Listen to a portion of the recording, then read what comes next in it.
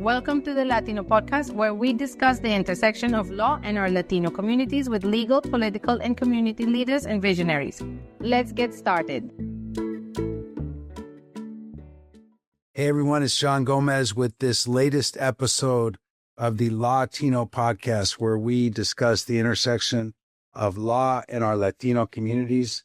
I have with me today, as always lately, my co-host David Arreguin, former guest, of course, but today the managing attorney of our California-Mexico corridor practice.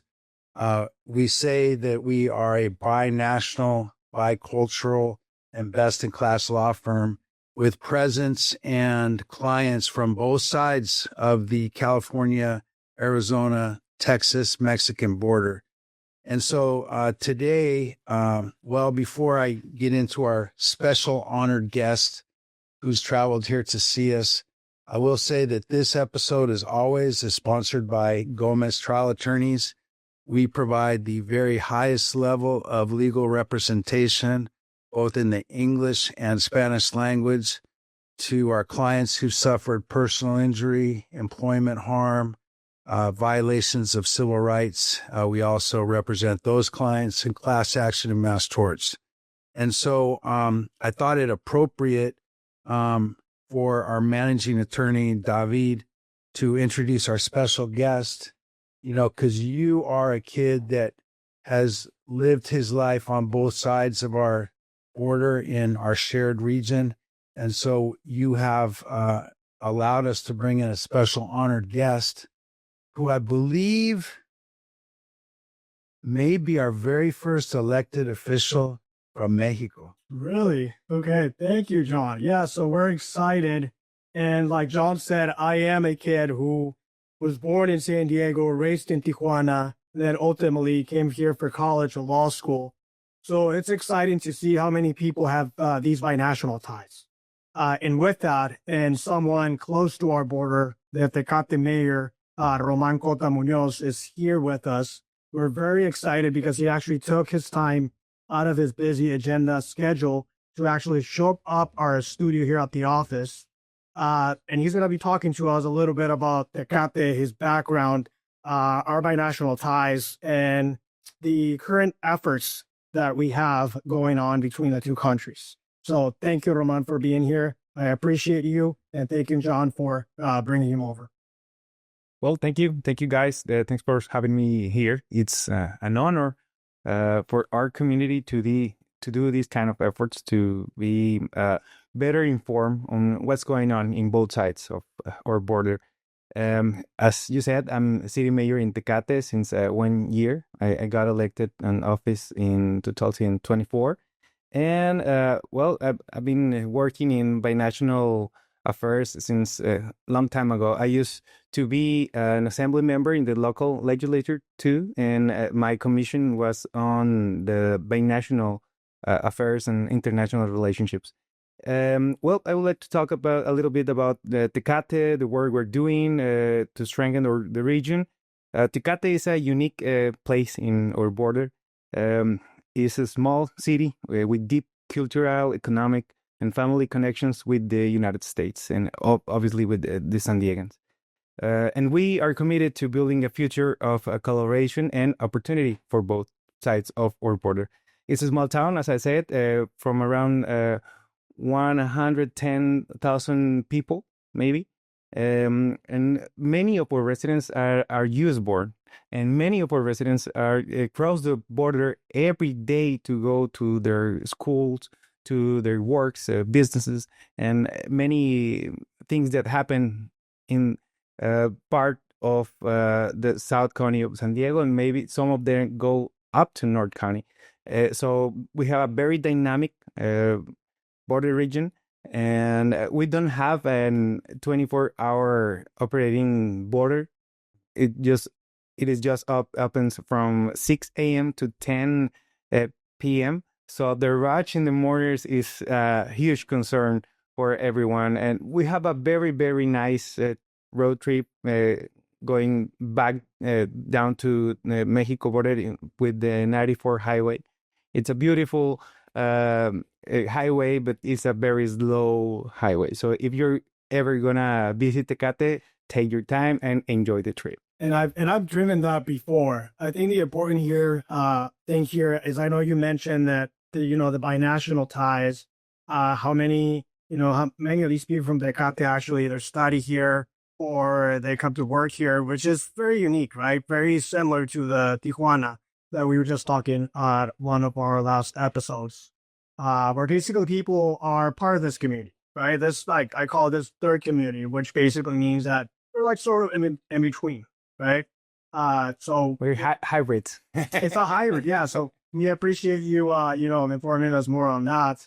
But yeah, it's also a little bit more about I think the port. You mentioned the port of entry, right? It's also an important port of entry since Tijuana only has, two of them, for now. But tell us a little bit more about the port and all the, issues that people go through every day to actually cross the border.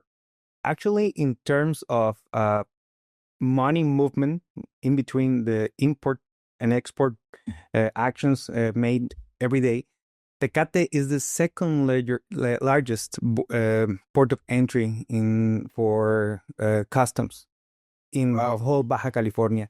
We're just behind Otay because you don't have import-export in San Isidro. It's just for cars and people. So we have more movement in quantity of value of importations and exportations than, for example, Mexicali and port of entry, or even the Puerto Marítimo in Ensenada, the port, the seaport in Ensenada. So it's the second largest in Baja California. A lot of trucks. A lot of trucks every day. We have more than 7,000 crossings each day between small cars, trucks, and people. How many lanes? How many? ¿Cuántos carriles? Oh, that's a good question. Well, we just have two lanes for small cars, and we have two for customs for the import-export. And for personal knowledge, do you guys have a Century lane, or is it mainly like the regular lane plus the trucking lane? He's trying to plan his travel. We're trying to plan our travel. Actually, that's a very good question because one of the main struggles is the wait time because we just have two lanes there. So we just have some really, really bad times to go across the United States. Like 6 a.m. to 8. Yeah. 30, 9 maybe. And some more a little bit around 2 or to 4 p.m. in the late of the day. But most of the time, you're going to make like 5 to 10 cars to go across the borderline. So I tell my wife's from Tijuana. And well, she lives with me, obviously, in Tecate, but I never had Century Lane before I met her. So, and when I started dating her, one of the first requisitos, ¿cómo sería? One of the requirements to keep on going in a relationship was you have to get your Century because I need Century to go to San Diego and have a dinner, date, or whatever. Yeah, that's a good spouse requirement, especially when you live in the border. And I told her, well, I do have my own Century Lane in Tecate because you will need Century Lane in Tecate. But well, now one of the ongoing plans, maybe it's starting next year, as soon as next year, is to have our fast lane, which is going to be dedicated for a businessman or business tourism or medical tourism. We have a lot of industrial facilities. We have about 6 to 8 industrial parks in Tecate, and many of them get some of the managers, some of the people that works in their facilities come from United States to Tecate every day to work. So we're thinking about this possibility. It's a very, very possible plan. We're going to get on going next year. And also for the medical purposes, because we also have a lot of dental facilities, aesthetic surgery, and other medical reasons for visit Tecate. So it's gonna be one of our next movements in a few months. So like you have a lot of spas, right? Are these spas mainly for like recovery? I mean, you're talking about, medical facilities and dental. Some of these places that you have at Tecate, are these mainly for like recovering after the like a particular procedure, or are these mainly like retreat spas? There's a third option. It could be you go, you get injections, and you get. Well, I will say both of them.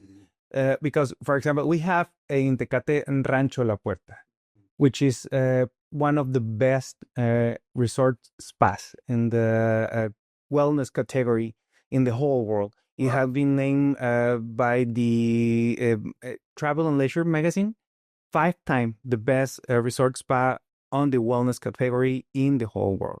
And it's a very, very nice facility where they can host many celebrities and diplomats and Many lawyers and their wives. some lawyers. Yeah, you should go there. Yeah, we're gonna go. And this is a very holistic place because it's in the bottom of Cerro Cuchumá, which is like a sacred mountain for or the ancient people from Tecate, which is also with the South County of San Diego, the Kumiai. Kumiai, yeah. Kumiais. I saw a museum down there. Yeah, it's a very nice museum. And down there, they have in this facility like wide open spaces, very nature contact. All the food is organic. It's made in there. They have their own kitchen to teach cooking classes for the guests, and it's a very, very interesting place to be. And you can only stay there in packages of 4 and 7 nights, because you have to like do this kind of schedule, and many people do it like once a year for like getting a detox and getting away from the stress, getting away from the routine, and restarting and that kind of stuff. And we also have another very interesting facility called Scanty Bodies. Scanty Bodies is a medical industry company that started in the Santee area here in Narconi, San Diego.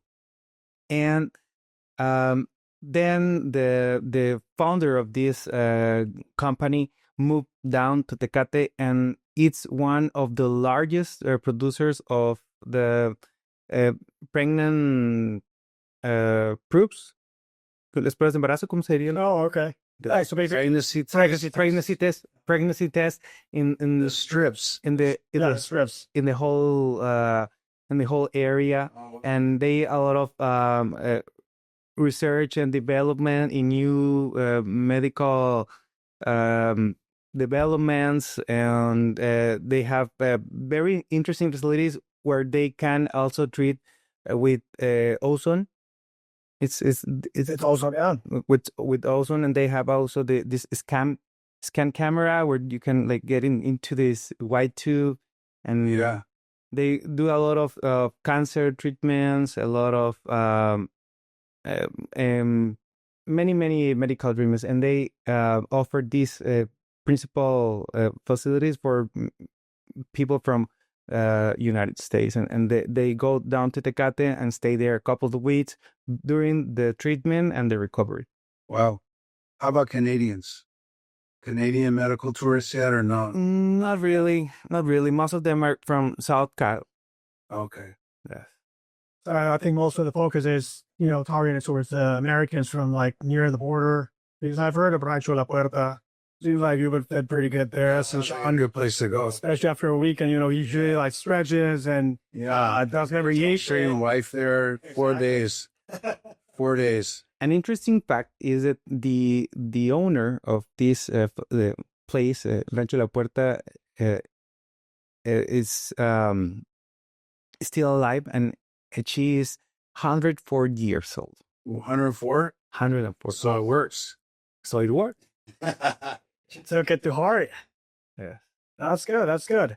And then let's talk a little bit about, I mean, I know there's all these great facilities down there, the spas, but I want to talk a little bit about the term Pueblo Mágico that not a lot of people from this area is familiar with. I know there's a lot of Pueblo Mágicos in the interior of Mexico. The only one that I know that is close to the border is Tecate. So talk to us about Pueblo Mágico, what that means. I will say that it's like the other face of our little town. We are very focused on promoting this touristic side of our region, and we are the only Pueblo Mágico in the whole country, in the whole Mexico, with an border port of entry with the United States. We're the only one in whole Baja California. We have two more in the peninsula, one in Todos Santos in La Paz, and another one in Loreto, down in Baja California Sur. But we are the only one in Baja California, the north part of the peninsula.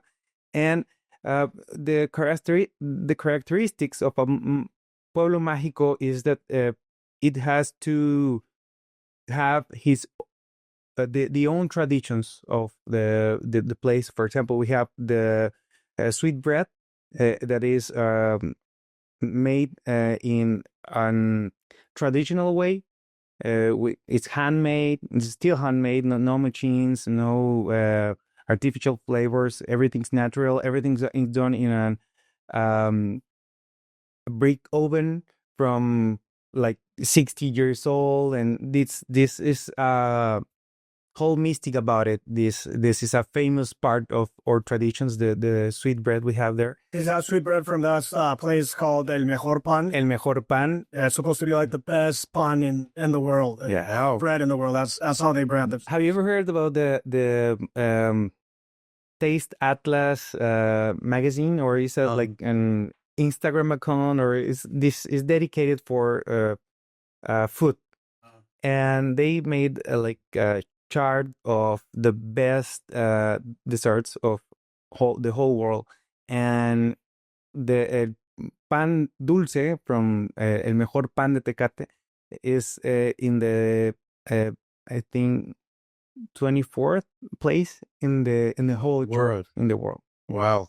So you have to Another was or rats that they got. yes. Well, that's why we have the mayor here. So you talk about all the good stuff that Tecate has. And obviously, our of our main traditions is the beer. We have like one of the most famous beers in the whole world, Marca Tecate. Was established in Tecate around 1940. Okay. By a local family, and start building up to what it is now. About 15 years ago, Heineken company from Holland, from Netherlands, bought this company from a Mexican company, and now is getting the name worldwide. Yeah. It's very good beer. It's a very good beer, and if you go to Tecate, you can take a tour into the brewery. Amazing. And see how the beer is made there, and actually try one of the beers that have just been packed. Yeah, that sounds so good. And there's a mountain there, right? That it's reflected in the logo of Tecate, the beer. Cerro Cuchuma. Cerro Cuchuma. Okay. Which is the one I was talking on that show. Interesting. Good. And there's other places in Tecate that I've been to, great restaurants, but we want to hear from the mayor of Tecate. Like, what's the best place down there for these? Well, regarding tourism, one of the requirements is to have good food, because if you have people, you have to give them to eat, right? And we have like an improving new gastronomic scene in Tecate.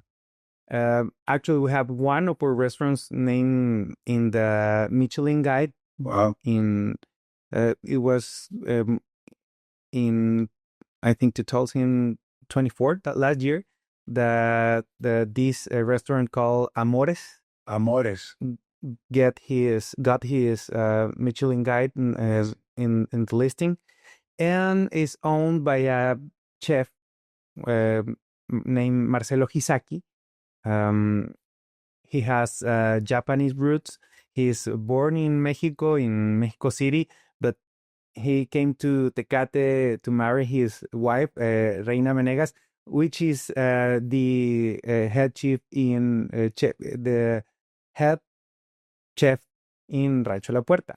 And so they start this small restaurant, and one of the main goals for Marcelo was to get into a international gastronomic competition called Bocuse d'Or.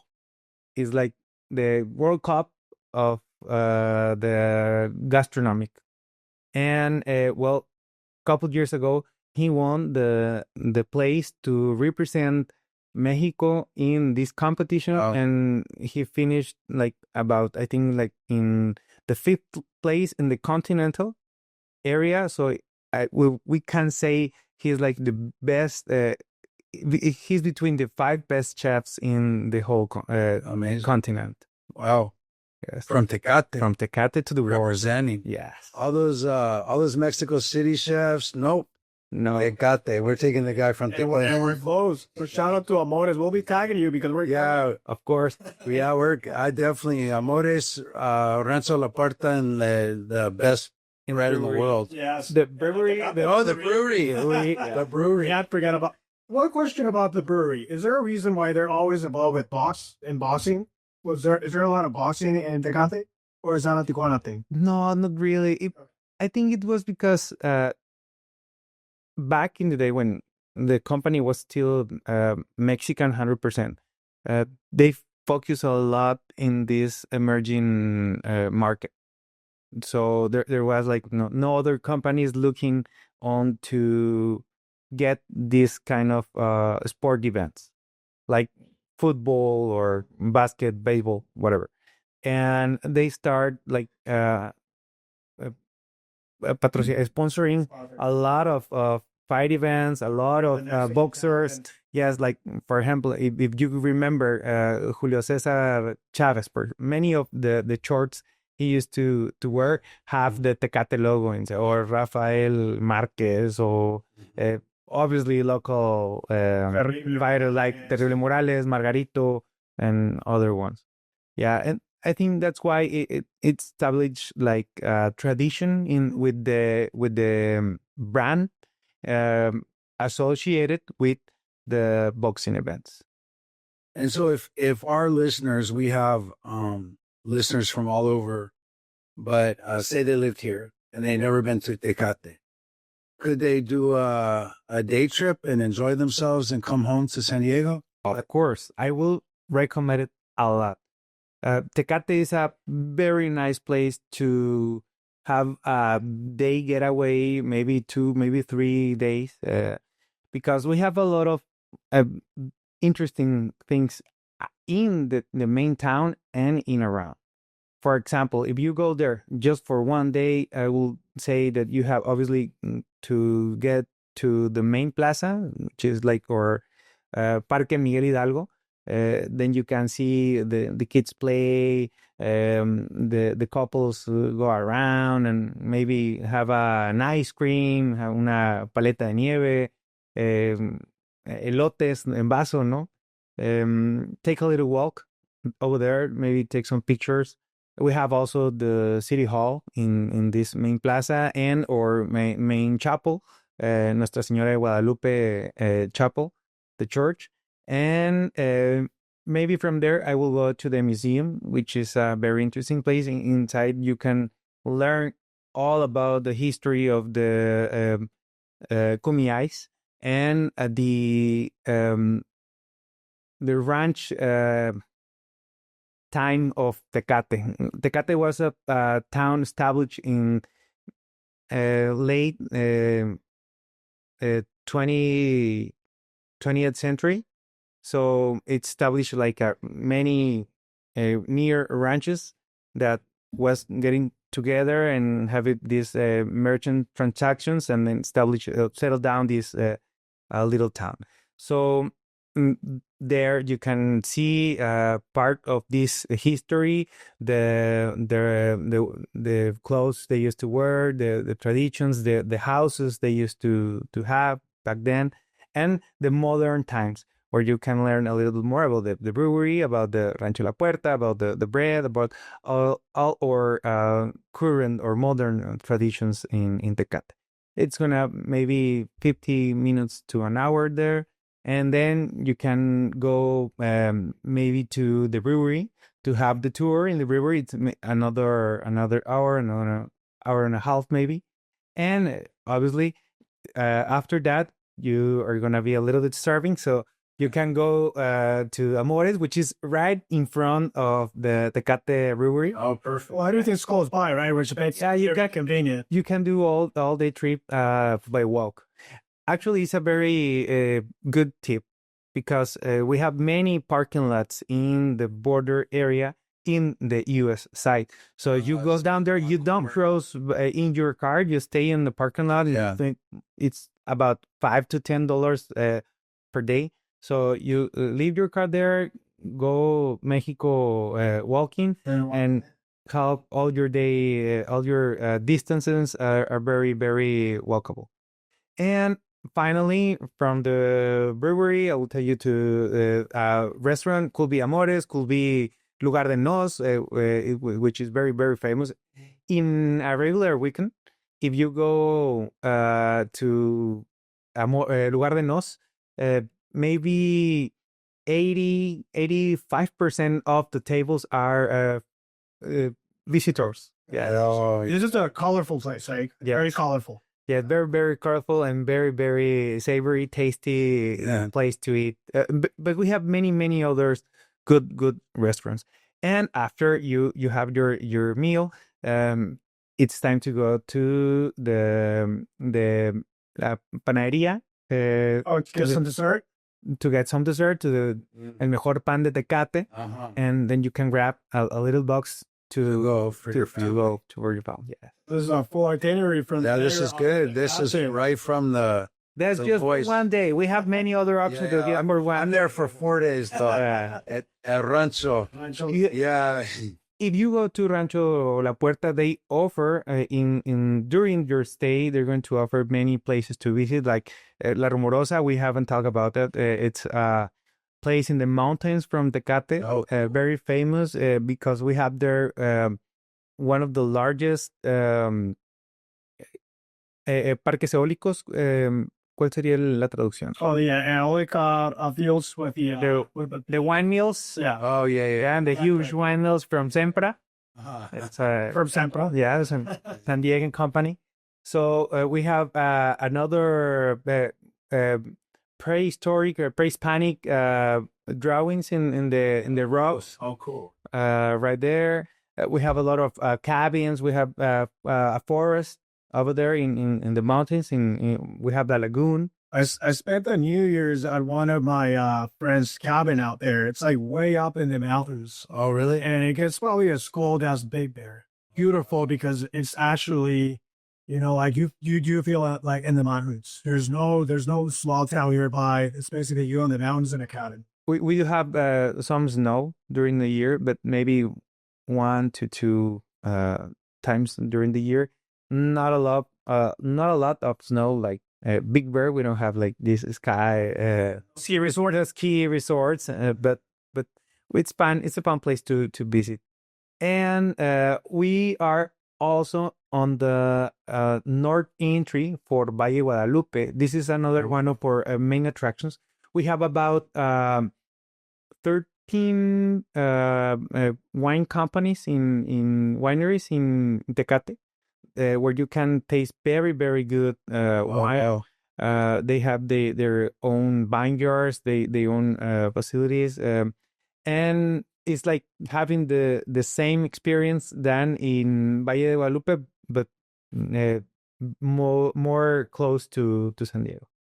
So for some of our listeners that are not familiar with this drive to Tecate or this drive from Tecate to Valle, like how far is, let's say, Chula Vista from Tecate and then Tecate from Valle Guadalupe? Well, the best way to get to Tecate, if you are in downtown area or anywhere around, you just take the 94 east all the way down. You're gonna go. You're gonna get to Rancho San Diego, and then go down. You're gonna go across Jamul. You can go there. I don't know. I don't know if they're sponsors or not. You can go there to the casino a little bit, take a drink or maybe gobble a little bit, and then you go down to Tecate to the border. It's about 1 hour maybe from down. Easy. Yeah, it's a 1 hour drive, and it's a beautiful, quiet. There's a nice place called Dulzura. It's a very cozy community down there. You have these like big trees, encino trees, around the highway. So you go through like a tree tunnel. Wow, in the highway. It's a very nice highway road to go down there. And from Tecate, everywhere around the places I've been told, I have talked about, it's walking distance. Maybe Rancho La Puerta not. It's about 5 kilometers from the downtown, but all the other places are walkable. And to get from Tecate to Valle Guadalupe, it's about 40 minutes. Oh, wow. In the meantime, you can stop by Tecate, maybe have like a meal, and then keep driving down to... Many people do that, and many of them also like go directly to Valle Guadalupe on maybe Thursday or Friday. They stay the whole weekend, and they come back on Sunday because it's like a better way to go across the line than in Tijuana. But obviously we do have a little bit more wait time because of the 2 lanes. The 2 lanes we have. But they stay a part of the day there. They go to a restaurant. They go to the main plaza, do something, and wait until the wait lane it's a little bit shorter. Good.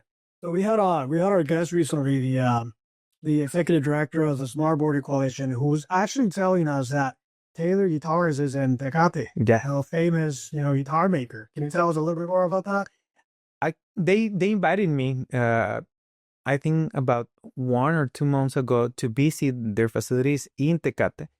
It's a very interesting place because they made the guitars from scratch down there, and they are all made hand quality and very, very good standards.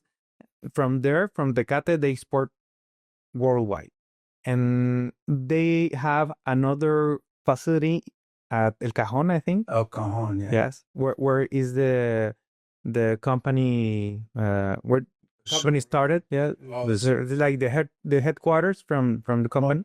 Yeah, and they have this second facility in Tecate. They have about 300 employees. Oh, wow. Down there. There's a lot of guitars. Facility. What's the popular? It's amazing when you go down there in the roof.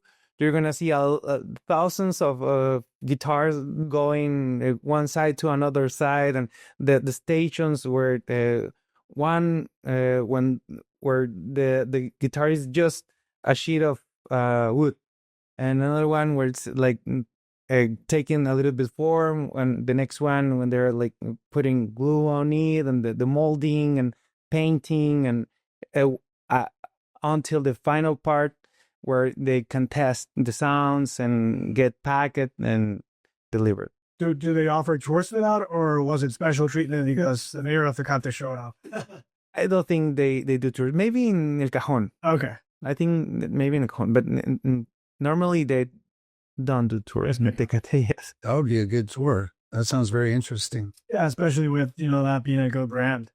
So tell us a little bit about some of the challenges. Generally, when we are discussing these topics, we try to get into one of the challenges for the cross-border people from like Tecate or what are the challenges for people going down there? How is, safety? You said it was very walkable. I understand they got this pretty safe, right? We I know that one of the issues with or border region is safety, right? We heard a lot of bad news coming from downside of the border, but I would like to say that Tecate is a whole different world. Tecate has been known as a very quiet, a very safe, a very kind place to visit because we're a small community. We still know each other. We still neighbor with each other. We still have relatives in everywhere. So we care for each other and we care for the ones who come to visit us. So um, I know this is a very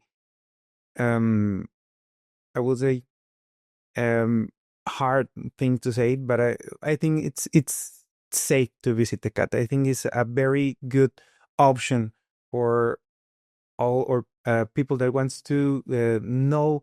Um, I've been calling Tecate like the entrance for Mexico to or traditions or gastronomy or culture, the folklore of the whole nation starts in Tecate because of the also because of the quality of life we have there. We don't we're not a metropolis. We're not a huge city. We're just a small and very nice place to live, to visit, to go and do business. Because even that we are a small town, we have a lot of economic development. I already told you about the importance of the port of entry, and we are ongoing with a lot of new industrial building constructions. We have 4 main industrial parks developing right now in the whole the whole municipality, because we down in Tecate, well, Mexico, we have our county will be like a municipio, and we have our communities or cities that will be like in Tecate or downtown is our main part of the city, but we have another rural areas like I told you, La Arborosa, or on the way to Valle de Guadalupe, we have Valle de las Palmas, Testerazo, another smallest communities. But taking back from where I started, Tecate is a very nice place to see, to visit, to walk, to live, to invest. I will say it has a lot of potential. I think it's a very good opportunity, and for our people, it's been like an oasis because of the many families that still prefer to live in Tecate because of the quality of life, because of the tranquility, because of the public services we offer, and do the other part of their life in San Diego or in United States, like for school, work, business, whatever. I've been seeing what seems like a growing trend of American retired people living their retirement years in Mexico and in nice places like Tecate. Do you have any of those that have come to live there that you know of? It sounds like a place that would be perfect for them. They are starting with this kind of new developments. For example, Rancho La Puerta has his own retirement community, not part of the main facility, the main hotel spa, but they have, I think, about 150 houses that are dedicated for retirement people, and they have many plans on develop more and more products to this market. And we also have another ongoing project in Rancho Tecate, which is another resort in the way on the way to Valle de Guadalupe in the south side of the city. I was telling John yesterday that place used to have a golf course. Yeah. It was a 3-hole golf course. A 3-hole golf course. Just 3 holes. And Román, he's a golf player. Okay, all right. Where do you go to golf now? Well, I don't play a lot because of my work, but sometimes when it's possible, I go to an Agic, maybe, or I have about 4 courses in a range of 1 hour from the Tecate border. So I have an Agic, I have Cottonwood, Siquan, Singing Hills, and Steel Canyon. Okay. Those are the 4 courses. Whenever I got a chance, but it's About this sport. Yeah, because these are closer than, for example, Baja Mar or Real de Mar. Of course. You gotta cross. Baja Mar is about 1.5 hour maybe, or 2 hours from Tecate, as well as Real del Mar, which will be the nearest, and obviously Campestre Tijuana, but I don't play there.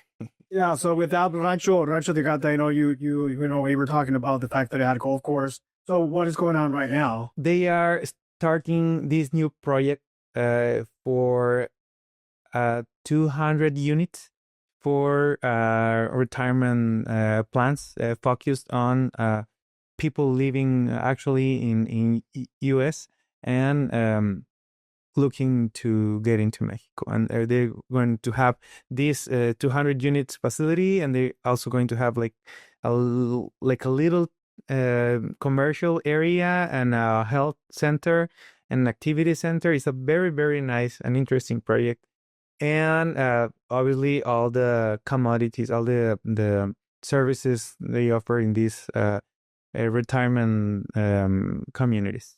It's smart because one, you know, it's a good business model. You know, there's always going to be a need for that. But then second, the family will come visit, you know? Yes. And so that will be an economic boost. That's why they have the 200 units for the main market, right?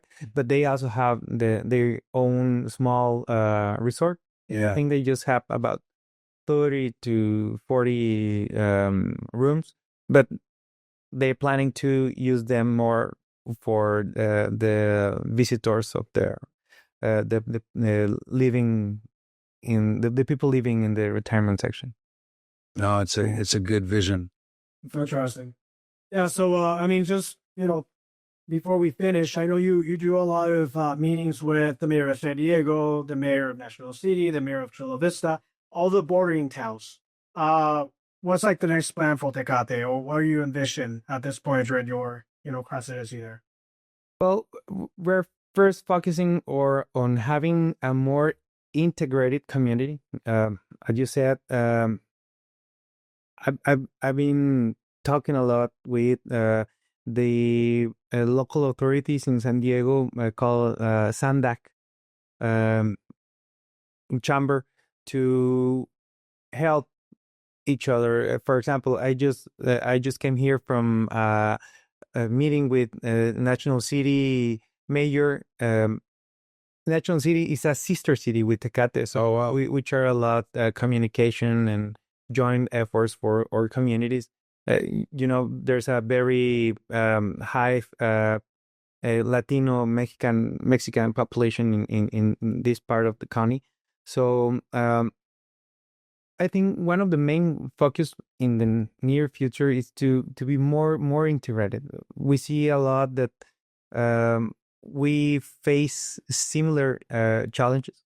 For example, the one of the best examples for this will be the wildfires we just had this year in I think in about June, July. We have huge wildfires in our border region.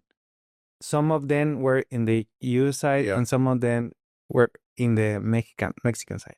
So we have to coordinate better to have a quick response and to attack and extinguish those kind of natural phenomena.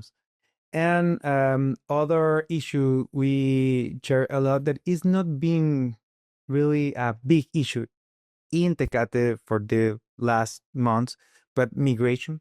It's a very, very interesting example of the joint efforts we have to make. Tecate is not a really a migration place. We are like more like go through place. Most of the people is trying to get to Tijuana or coming back from Tijuana and going down to South Mexico.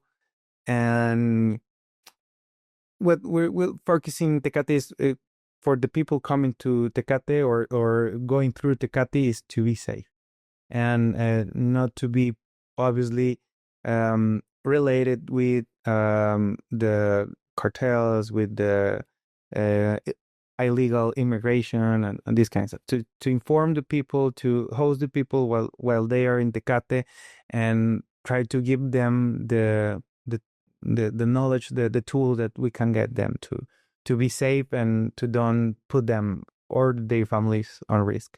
And the third thing I will say in this matter will be our integrated community, but not in the political arena. I will say in the economic development we share. We are a whole unique place in the world. This mega region, Cali Baja, as we call it, is a very unique place because we share a lot of trades every day. We share a lot of workforce that comes to Tecate, to Mexico, and goes back to the United States or other ways. So many of our future is going to be on how we ¿cómo sería aprovechamos? To take advantage? How do we take advantage of all las características? Sería cómo tomamos ventaja de las características que tiene nuestra región, por las características, por las cualidades únicas que tiene. We have the opportunity to have obviously and sustainable development, looking for improving better and efficient ways to do not quite on the economic development, but thinking on the future of the present and the next generations. It's like one of the main goals we have to set this economic development, but in a sustainable way. Oh, makes sense. And I keep hearing this Cali Baja term. I feel like at one point it's probably going to be Cali Baja Latino. CaliBajaLaw.com. No, Cali Baja is a real thing, and it's growing and it's vibrant and it's exciting. And I think you're right. Like the shared characteristics of these regions really provide a lot of opportunity for leaders and people on both sides. Like that's one reason we have you here today. That's one reason we have the podcast. We want to be the, legal resource for the Cali Baja region. Like you said, a lot of your people come up here and work. Things happen to them up here. We want to make sure they have good representation. And we just want to be good neighbors, so very thankful to you for taking your time to spend with us. And I'm hopeful that, like, for sure, I'm going out there to visit. I'm going to show my wife El Rancho today. You're not going to regret it. No, it sounds it sounds right up her alley. She likes that kind of thing. And I want to do a day trip with you, David. I just want to drive out there. That sounds cool. I've never been to Tecate, believe it or not. Before you came here, he was like, now we got to go. It will be a pleasure to have you there. And I want to invite you to have a dinner. Oh, thank you. Whenever you want. Amores, of course. Amores. Or there sounds like there's lots of wonder. You can't come on as the mayor and just say one thing. You said there was a lot of very good restaurants there. Yes. We have a very, very good cuisine in the whole region, not just in Tecate, in downtown, where we have a few places. We also have very good restaurants, for example, in Rancho Tecate, in La Rumorosa, in the mountain area of Tecate. So, as I said, you can go there and have a 1-day trip or maybe a 3-4 day trip. Well, we're going to take you up on that. And so, thank you so much for joining us. It's an honor to have you here. We're blessed that you took the time out of your very busy schedule. You could have been golfing at Sequan, but he's like, oh, gosh. Or you have to do a podcast. But here you are. But here you are with us. Next time. Yeah, so thank you so much. Thank you, David. Of course. Appreciate you both. We'll end today at this point this episode of the Latino. If you like it, share it, give us a thumbs up. And we want to get everybody in San Diego out to Tecate, at least for a beer and hopefully for a 3 to 4 day visit like I'm planning to do. See you there. Thank you. Thank you, Mayor. Thank you for listening to the Latino Podcast. We'll see you again next time, and be sure to click subscribe to get future episodes.